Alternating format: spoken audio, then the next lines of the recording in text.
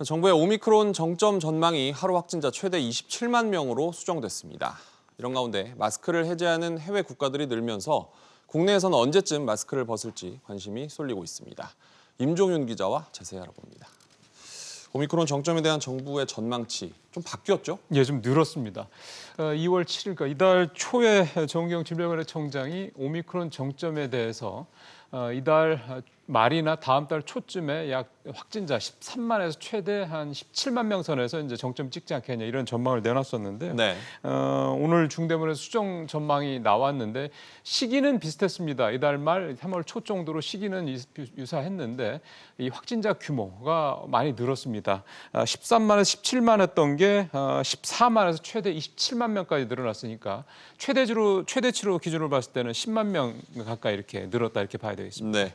그럼 요즘 하루 확진자가 10만 명 안팎이니까 아직 정점까지는 좀 멀었다고 볼 수 있을까요? 근데 사실 꼭 그렇지만도 않은 게요.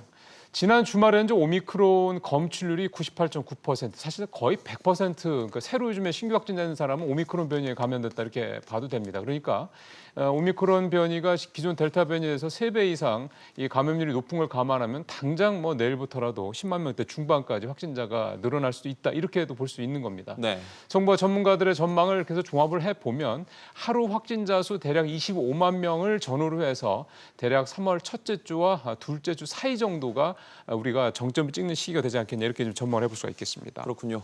또 해외에서는 이미 마스크를 벗고 있는 나라들이 늘고 있다고 하는데 어떤 곳들이 있죠? 그렇습니다. 아마 이 외신을 계속 접하는 우리 국민들께서 이제 그런 거 보시면서 왜 우리는 안 하나 이렇게 생각하시는 분들 계실 텐데요. 네. 일단 미국 같은 경우 좀 표에서 보시는 것처럼 지난 17일 현재 하와이를 뺀 50개 주 전체에서 주 차원에서 마스크 착용의 의무화 규정은 사라졌고요. 그다음에 이탈리아도 상당히 심각했던 나라인데 이탈리아도 지난 11일부터 야외에서 마스크 의무 착용 해제가 됐습니다.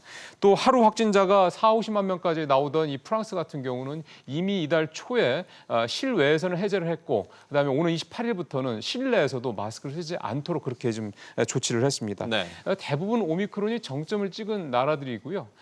특이한 거는 방역 패스를 전제로 한다는 점도 좀 유념해서 좀 보실 필요가 있습니다. 그럼 우리도 정점을 찍고 나면 마스크에서 벗어날 수 있는 겁니까? 사실 오늘 그 부분 관련돼서 정부의 그 입장이 좀 살짝 나왔는데요. 오늘 그 정부의 공식 입장 나온 거는 표에서 보시는 것처럼 마스크 해제는 최후의 검토 사안이다.